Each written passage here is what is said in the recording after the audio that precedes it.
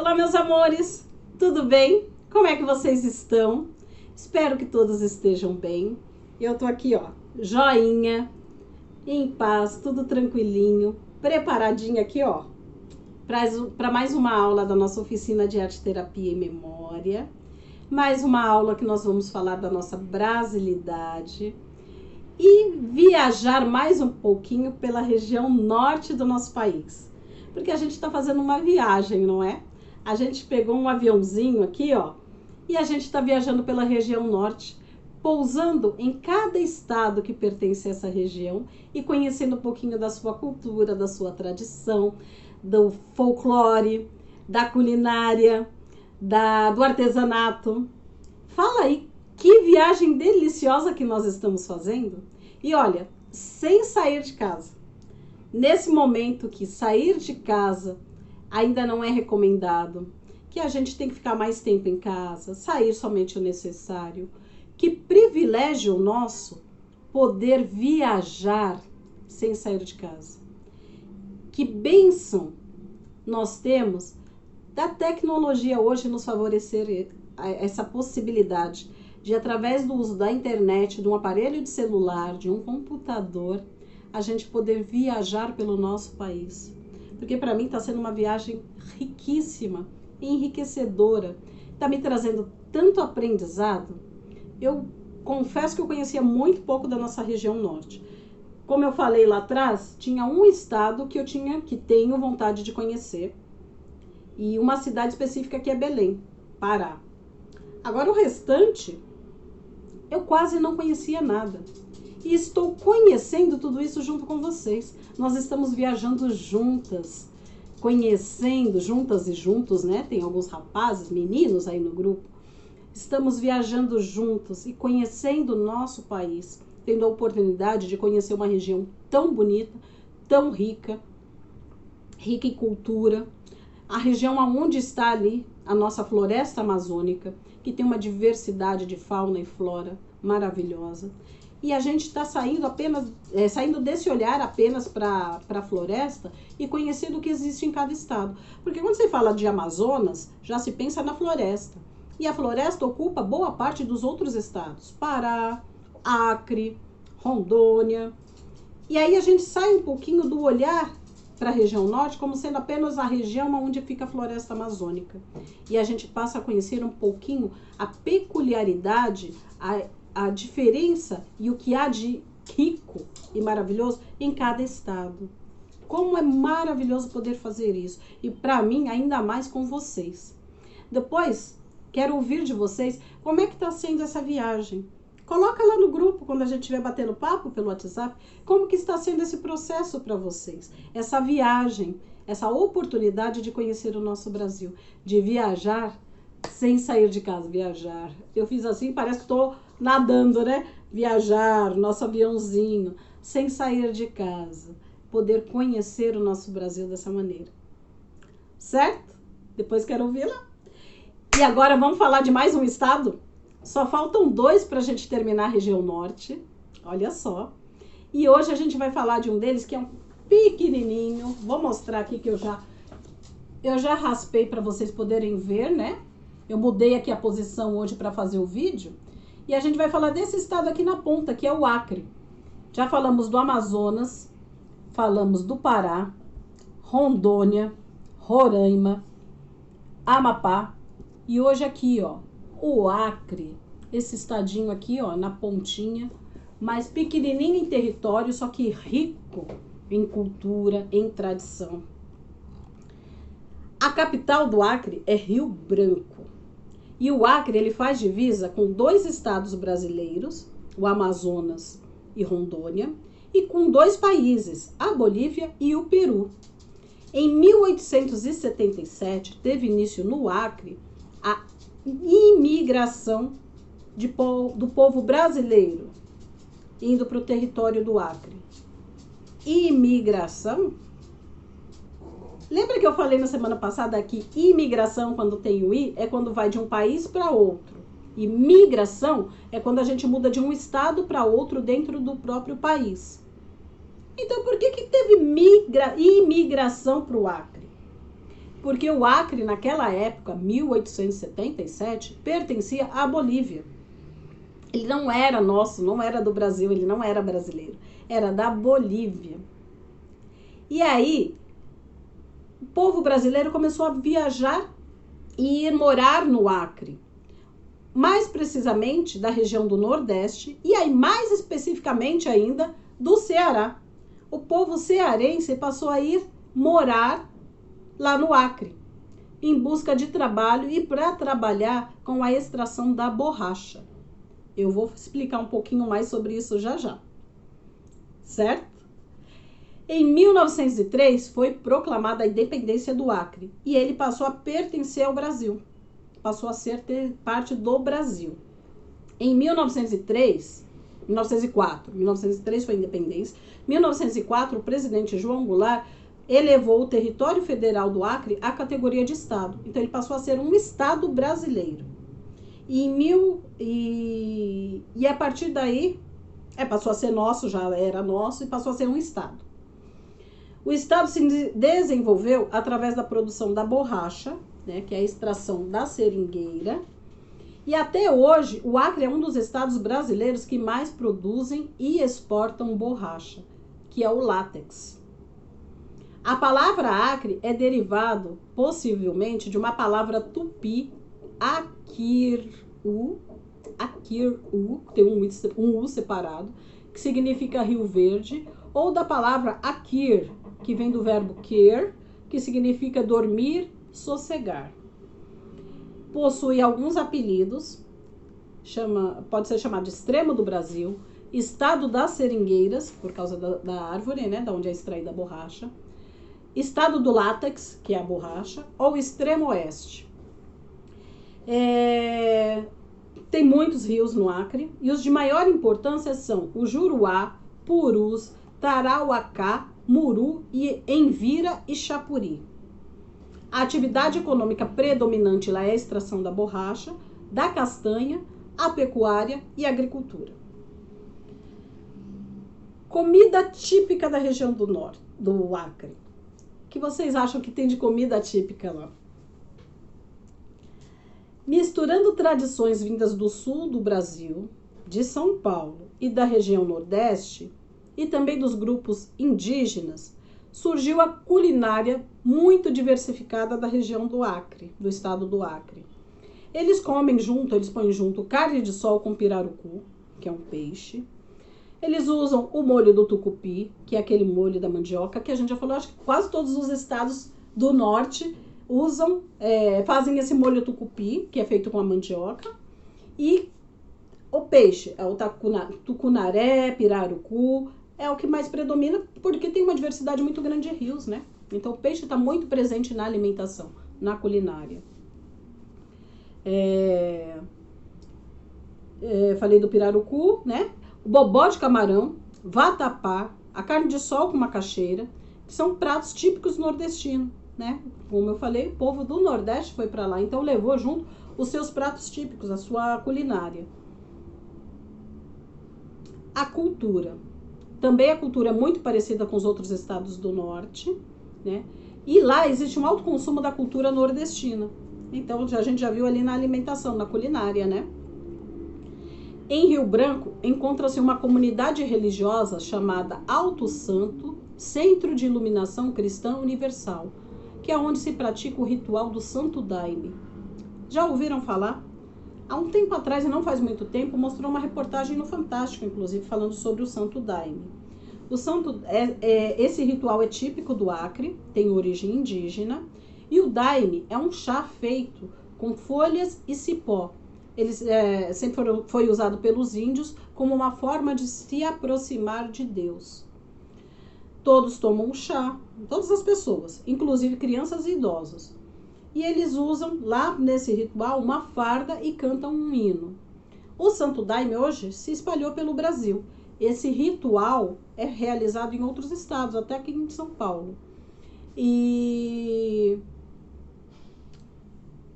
a composição dele é considerado alucinógeno. É como se alucinasse, se as pessoas tivessem uma alucinação, uma imaginação, tá? Mas para os indígenas, ele é um ritual religioso. E o povo do Acre continua realizando esse ritual até hoje, tá? Com o olhar voltado para a religião, para a espiritualidade mesmo, a cultura religiosa deles. O Acre ele já foi retratado em vários filmes, na televisão. Inclusive teve uma minissérie na Globo chamada Amazônia, de Galvez a Chico Mendes, que foi escrita pela Glória Pérez. E a Glória Pérez nasceu no Acre. Ela é acreana e eu não sabia.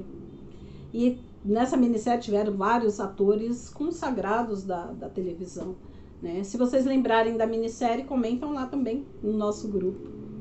O artesanato são artigos confeccionados em materiais extraídos da floresta amazônica.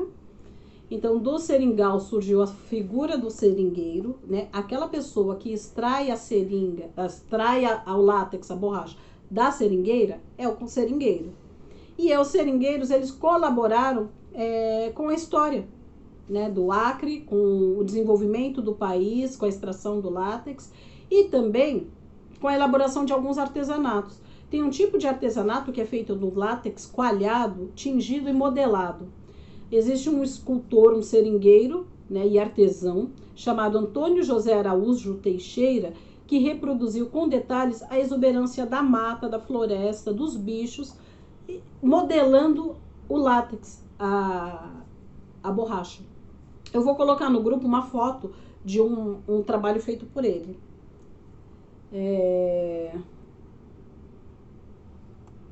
Também existe um mito que eu vou falar aqui para vocês, chamado mito dos Queni. Os mais antigos contam que um dia Siriane foi buscar água e, a caminho do Igarapé, se encantou pelos desenhos no corpo de uma tumuiã, uma jiboia. Ao se aproximar da jovem, a cobra se transformou em um lindo rapaz e prometeu ensinar Siriane a reproduzir os desenhos do seu corpo com a seguinte condição: ela deveria transmitir o aprendizado para as outras mulheres. Enciumado com a dedicação de Siriane, seu marido a matou e matou também a jiboia. Até hoje, o Queni, o povo do Queni, aliás, o Queni é a arte. O Queni continua sendo uma expressão artística exclusiva das mulheres Unicune. Unicune é um povo indígena que é o mais numeroso da região do Acre e significa homens verdadeiros. Eles fazem uma arte, que eles fazem um desenho, que como se fosse um grafismo, e que se chama os Quenicuim, que são desenhos verdadeiros, né? A palavra Quenicuim, desenhos verdadeiros. E representa uma parte da identidade, um elemento fundamental da beleza e dos objetos das pessoas dessa tradição, como eu falo? Etnia indígena. Os Quenicuim estão presentes em todas as manifestações artísticas e também nos artefatos tradicionais dos Unicune. Inscritos nas vestimentas, na cerâmica, na tecelagem, nos adornos, nas pinturas no corpo e no grafismo, o Unicune representa uma estética única e totalmente conectada com a história do seu povo. Os Unicune possuem uma conexão única com a floresta e com os animais presentes nas suas terras, principalmente com pássaros japins, chamados no idioma indígena de Tchana. Seu povo faz referência às ciências do Tchana, um sistema de saberes dos japins. Lembra que semana passada eu falei do japim? Contei aquela lenda do japim dourado, do japim amarelo, né? Os japins têm o costume de sair dos seus ninhos logo pela manhã para caçar, voltando somente ao entardecer. Os ninhos japins são tecidos por um entrelaçado de folhas e fibras, criando um formato semelhante a uma bolsa arredondada, considerada como uma rede. Para o povo Unicune, os japins são verdadeiros mestres da tecelagem. Seu fazer é considerado uma forma de arte, além de abrigo para chuvas e ventos. Seus elaborados ninhos mantêm quentinhos seus filhotes, quentinhos e acolhidos, assim como as casas e as redes do próprio povo Uniquim. As artesãs Uniquim, né, fazem a arte hoje no tecido, elas usam o algodão orgânico, que são cultivados por elas mesmas. Elas semeiam e colhem esse algodão, elas colorem, fazem a textura, fazem no tear, né, com fios e madeira, e elas fazem afiam, né, e tingem com pigmentos naturais e fazem os desenhos que são os desenhos do corpo da jiboia. Eu vou colocar aí também no grupo para vocês verem, tá? Como que é o artesanato Quene, que é do povo Uniquim, povo indígena predominante, que tem maior quantidade lá no Acre. E aí eu falei aqui em cima da minissérie Amazônia, de Galvez a Chico Mendes. Chico Mendes foi um seringueiro, e hoje ele é considerado uma referência internacional na luta de defesa da Amazônia. Vocês lembram ou ouviram falar de Chico Mendes? Chico Mendes, ele se chamava Francisco Alves Mendes Filho, nasceu em Chapuri, em 1944, no dia 15 de dezembro de 1944, e morreu em Chapuri, 22 de dezembro de 88. Uma semana depois do seu aniversário de 44 anos. Ele era seringueiro, sindicalista, ativista político e ambientalista brasileiro. Lutou a favor dos seringueiros da Bacia Amazônica, cuja subsistência dependia da preservação da floresta e das seringueiras nativas. Por isso ele foi reconhecido internacionalmente. Só que isso provocou a ira, a raiva dos fazendeiros locais, que o assassinaram. Sua morte foi noticiada internacionalmente e provocou indignação no Brasil e no exterior. E entre 1987 e 88, Chico Mendes foi premiado pelo seu movimento ativista, recebendo um prêmio da ONU, a Organização das Nações Unidas, e a medalha de meio ambiente nos Estados Unidos. Após a sua morte, os prêmios, parques, institutos e memoriais foram criados para divulgar o seu legado e homenagear o seringueiro, o líder dos seringueiros. O seu legado influencia gerações conservacionistas até hoje em todo o mundo. Que mais? A sua esposa e a sua filha, na época que ele morreu, ele tinha 2 filhos, um de 4 e a menina de 2, se eu não me engano. Isso. A filha se chama... A esposa se chama Ilza Mar e a filha Helenira. E juntas elas criaram o Instituto Chico Mendes, que tem o objetivo de desenvolver projetos socioambientais no Acre. A missão do Instituto é proteger o patrimônio natural e promover o desenvolvimento socioambiental. Elas levam até hoje o projeto e a memória do Chico Mendes. E agora vamos falar de festa. Tem uma festa, as festividades do Acre. Tem uma festa indígena chamada Iaua, que é uma festa indígena que celebra e resgata as tradições das etnias indígenas de todo o Acre. Desculpa beber uma água, mas minha garganta tá seca. Tem a festa do padroeiro de Epitaciolândia. Epitaciolândia é um município lá do Acre. E a festa do padroeiro de Epitaciolândia é considerada uma das maiores e mais tradicionais festividades religiosas do Acre. É a festa de São Sebastião, o padroeiro. Reúne milhares de pessoas em procissões pelas ruas da cidade.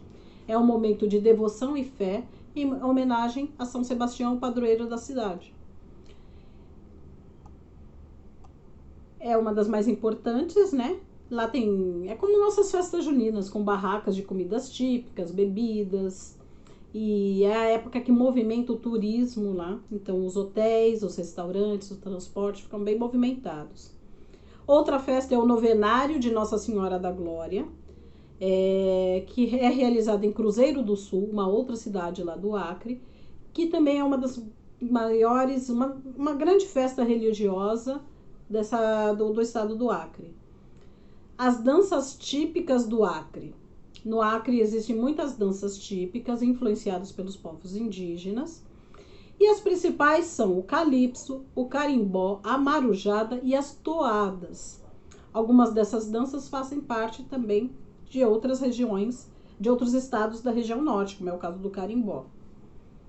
O carimbó. Vou falar um pouquinho dessas danças, a gente já falou delas até nos outros estados, mas aí eu vou falar um pouquinho dessa dança no Acre, tá? Essa dança é muito tradicional, o carimbó é muito tradicional no Acre. Os homens vestem camisas e calças lisas e as mulheres vestem blusas com ombros à mostra, aquela ombro a ombro, e saias rodadas. Para dançar, os casais formam fileiras, o homem se aproxima da mulher batendo palma e as damas jogam um lenço no chão. Calypso. Tem a banda Calypso, né? Que é lá do Pará, mas se chama Calypso. E Calypso é uma dança, é um ritmo musical de lá. É um estilo musical que nasceu, na verdade, em Trinidad e Tobago, países de influência africana. O ritmo é forte e a dança é bastante agitada. Quem já dançou calypso aí? Eu nunca dancei. O estilo ficou conhecido no Brasil inteiro graças ao grupo Calypso e à cantora Joelma.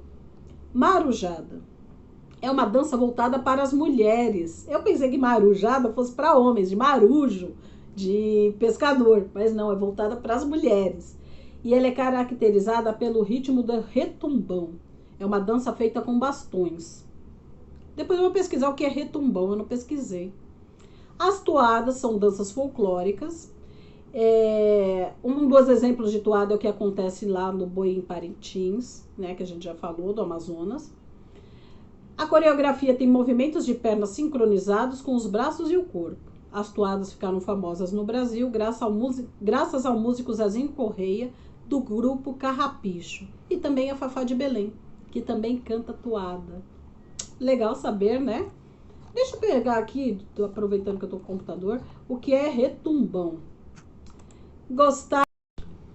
Retumbão, achei aqui. É o nome de uma dança de marujada. Então faz parte da marujada. É uma dança que pertence à marujada. É semelhante ao carimbó, é orquestrada, composta por tambores grandes, pequenos pandeiros, cuíca, rabeca e cavaquinho. Não se canta no retumbão. E eu achei aqui o som para vocês ouvirem. Vamos ver se vocês conseguem, depois eu vou pôr no grupo, tá?